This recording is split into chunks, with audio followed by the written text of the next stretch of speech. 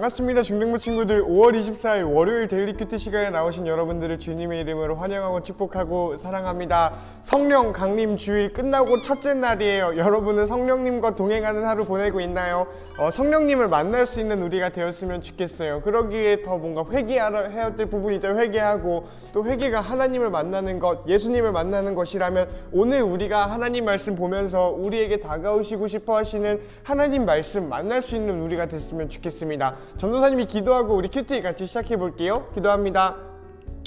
사랑의 하나님 아버지 감사합니다. 오늘 우리에게 주시는 하나님 말씀으로 인해 기뻐하고 즐거워하며 하나님을 발견하고 그 사랑을 느낄 수 있는 우리 되게 해주세요. 예수님 이름으로 기도합니다. 아멘. 오늘 본문 말씀은 잠언 13장 1절로 13절 말씀입니다. 보면은 길지가 않아요. 그렇죠? 되게 오랜만에 좋은 본문이 나왔습니다. 우리 꼼꼼하게 짧은 만큼 꼼꼼하게 하나님 말씀 들여다봤으면 좋겠어요. 봅시다. 지혜로운 아들은 자기 아버지의 교훈에 순종하지만 거만한 아들은 책망을 듣지 않는다. 입술을 잘 열면 좋은 것을 먹지만 사기꾼은 늘 폭력을 휘두를 생각만 한다. 자기 입을 잘 지키는 사람은 생명을 보존하지만 입술을 함부로 여는 사람은 망한다. 게으른 사람은 원하는 것을 얻지 못하지만 부지런한 사람은 원하는 대로 얻는다. 의인은 거짓을 미워하지만 악인은 수치와 모욕을 당한다. 행위가 온전한 사람은 의가 보호하지만 악인은 죄 때문에 망한다.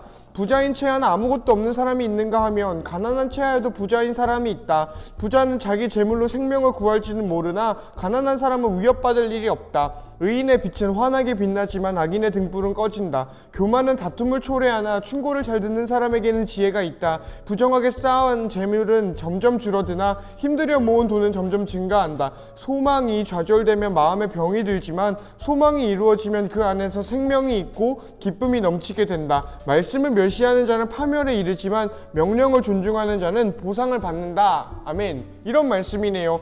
짧았지만 뭔가 뭐다 하면서 다 한 센텐스 한 문장이 어떤 주제들을 가지고 있다 보니까 짧은 분량임에도 많은 내용이 담겨 있는 것 같아요. 그러니까 더 여러분의 눈으로 정리를 해보고 여러분이 한번 노트 필기를 해볼 필요가 있겠다라는 생각이 드는 본문이네요. 잠깐 멈추고 여러분의 눈과 마음과 펜으로 다시 한번 본문 보고 우리 같이 나눠봤으면 좋겠습니다. 시작!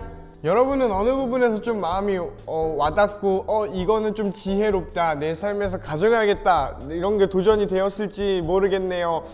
전도사님이 하는 이 질문을 한번 가지고서 여러분이 다시 한번 봤으면 좋겠어요. 여러분이 발견했을 수도 있는데 오늘 본문 이 안에서 하나님 혹은 예배 혹은 제사 혹은 예수님, 근데 구약이니까 예수님은 없겠지요. 뭔가 그런 예배와 관련된 단어 여러분 발견했나요? 오늘 본문에서 한번 쓱 볼까? 하나님, 여호와 이런 거 나오나요? 뭐 예배, 뭐 종교, 제사 이런 거 없는 것 같지요? 오늘 본문에는 그런 하나님 말씀입니다. 혹은 하나님을 예배합시다. 하나님을 경외합시다까지 뭔가 드러나 있지는 않은 본문이에요. 오늘 보면은 그냥 일반적인 문어체, 뭔가 일반적인 일반적인 어투로 적힌 일반적인 지혜라는 거예요. 하나님을 믿지 않는 사람들에게도 해당하는 지혜. 그런 눈으로 다시 보면은 이거 꼭 종교 아니어도 사실 도덕책 봐도 아니면 뭔가 좋은 선생님들의 글을 봐도 뭔가 발견할 수 있는, 혹은 뭐 자기 개발서 이런 걸 봐도 너무 당연하게 볼 수 있는 말들인 것 같아요. 뭐 교훈을 들어라, 책망을 듣지 않으면 망한다. 뭔가 내가 듣기 싫은 말이어도 나한테 뼈가 되고 살이 되면 들어라. 물론 뭔가 우리에게는 힘든 일이죠. 뭐 폭력 휘두르면 나쁜 거다. 뭐 거짓말 당연히 미워해야 되는 거고, 뭐 행위가 온전한 사람은 뭐 잘 될 거야. 이런 것들 당연한 말인데 하나님이란 단어 없이 쓰인 이 당연한 말들이 잠언 안에 담겨 있다라는 거지요. 그러니 오늘 본문은 더더욱 모든 사람들이 볼 수 있을 만한 지혜라는 생각이 들어요. 그리고 전도사님이 오늘 왜 이렇게 더러워?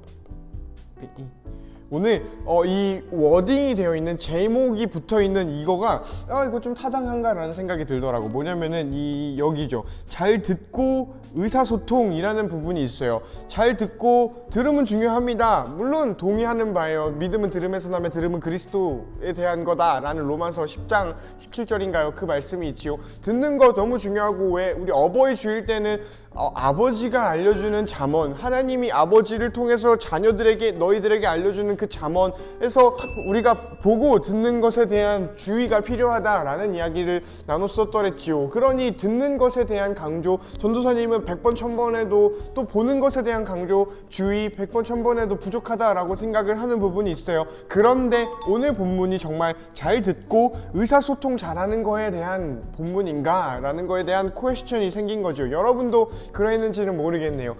왜냐면은 전도사님은 이래요. 거만한 아들은 책망을 듣지 않는데, 물론 듣지 않는 거만한 아들들이 있지요. 뭔가 진짜 싹퉁바가지가 없거나 인성이 덜 됐거나 진짜 막 오냐 오냐 해가지고 자라가지고 뭔데 나한테 이런 말을 해요 라고 하는 사람들이 있다라는 것을 우리가 부정할 수는 없지만, 잘 한번 생각해봐요.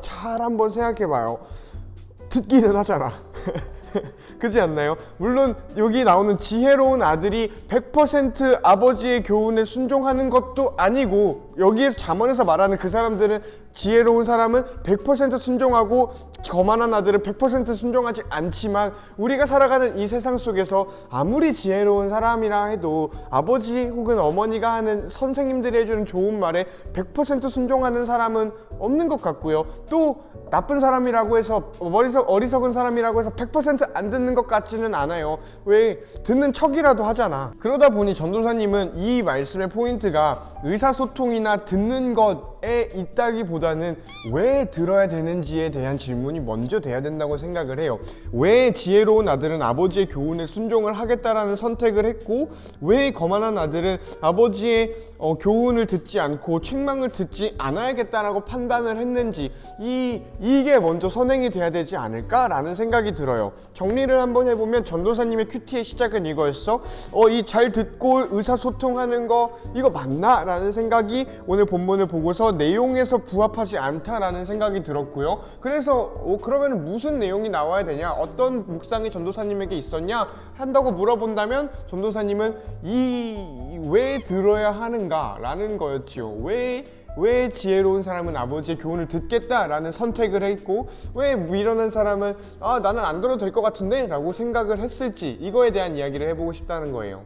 전도사님이 입 밖으로 꺼내지는 않는데 좀 종종 하는 생각이 있어. 절대 입 밖으로 꺼내진 않아요. 뭐 전도사님 친구들, 정말 친한 친구들한테는 하는데, 여러분 이런 생각 해보지 않나요? 누가 뭐라고 얘기를 해요. 이게 나한테 좋은 말이든 듣기 싫은 말이든 뭔가 충고와 뭔가 조언과 재언을 해주는 사람들이 있지요. 그럴 때 전도사님 속으로 매일 그러는 건 아닌데 정말 좀 부당하다라고 느낄 때는 뭘 한다고 이렇게 말씀하시지? 라는 생각을 할 때가 있어요. 여러분 그러지 않나요?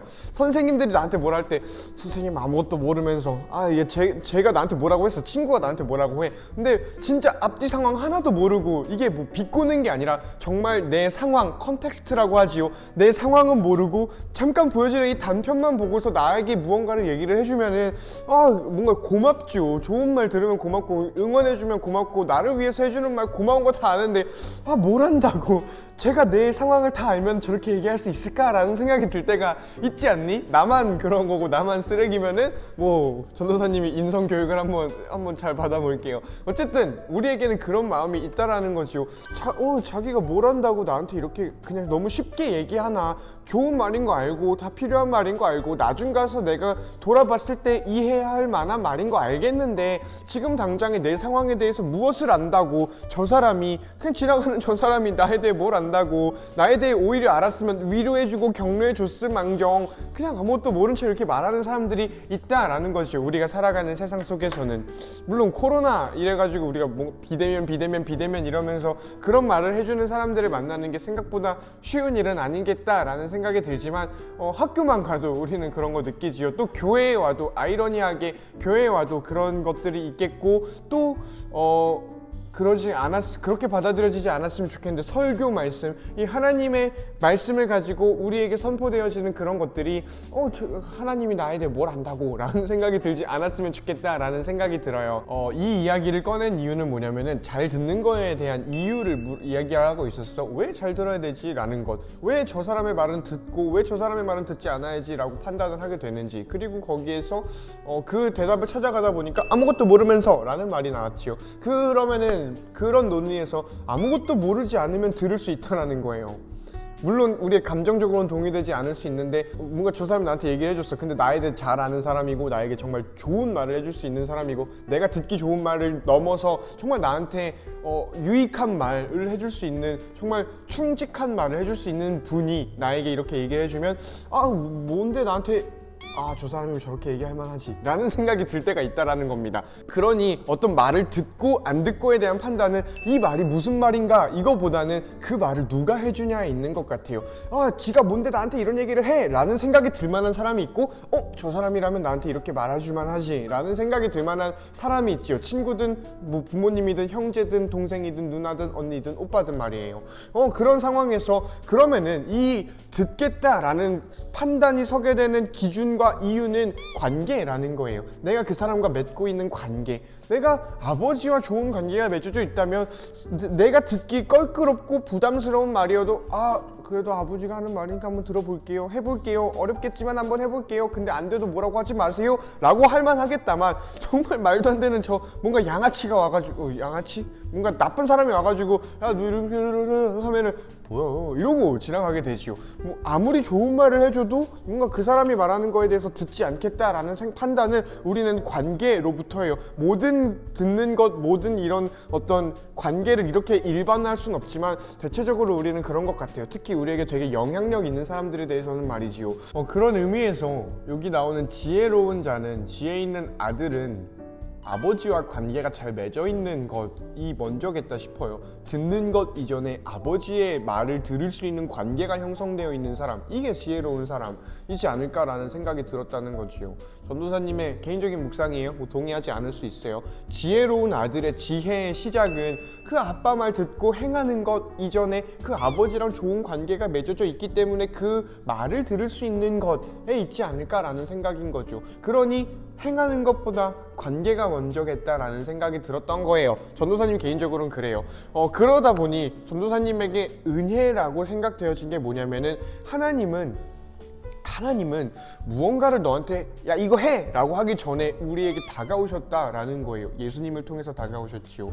또 성경에서 드러나는 게 있어요. 뭔가 이제 출애굽기부터, 창세기를 뭐 무시하는 건 아니고요, 출애굽기부터 구원 역사가 시작됐다, 우리 출애굽기 큐티 영상 보면 그렇지요 라고 한다면, 하나님이 처음으로 인간에게 드러나셨던 거 모세를 만난 거예요. 근데 모세를 만나자마자 야 너 저기 가가지고 10가지 재앙 세려받고 뭐 홍해 갈기고 막 이렇게 해 라고 한 게 아니라, 나는 스스로 있는 자다, 너 신발 벗어라 라고 하나님이 먼저 모세를 만나주시고서 그 다음에 아론 붙여주고 그 다음에 뭐 능력을 주고 뭘 해주고 이런 게 있지요. 하나님은 먼저 만나주셨다, 이게 성경을 통해서 드러나는 것 같아요. 그리고 그 절정이 예수 그리스도가 하나님 그 자신이, 하나님이 이 세상으로 들어와가지고 인간들과 만나고 그 인간으로 대표되는 그 인간들을 만나서 우리 또한 만나주셨다, 오늘도 우리와 함께 성령으로 함께 하신다 라고 한다면, 그 함께 계신다 라고 했을 때 이 함께는 정말 만남이 먼저가 된 거잖아. 만나고 그 다음부터 뭘 하는 거지. 우리 함께 기도합시다 라고 하면 기도하고 모인다 이게 아니라 모여서 기도한다잖아요. 우리 함께 찬양합시다 하면은 찬양하고 모이자 뭐 이게 아니라 모여서 찬양하자, 함께니까 우리 같이 해보자 라는 거잖아요. 그러니 같이 있는 것이 먼저겠다 싶어요. 하나님은 우리에게 그런 것을 보여주셨고 그게 참 은혜라고 생각이 들어요. 지혜는 그래서 은혜인 것 같아요. 뭔가 은혜 받은 사람들이 누릴 수 있는 하나님의 지혜, 은혜 받은 사람들이 할 수 있는 하나님 경외, 야훼 경외, 여기 나오진 않지만 그 여호와를 경외하는 게 그 시작이라면, 근본이라면 우리들에게 있는 그 어떤 주어진 이 지혜는 참 은혜지 않나? 은혜 자체이지 않나라는 생각이 들어요. 그런 맥락에서, 그러니까 전도사님이 방금 말하고 있는 이 묵상의 맥락에서 이 말씀을 보면은 때는 좀 더 와닿더라고.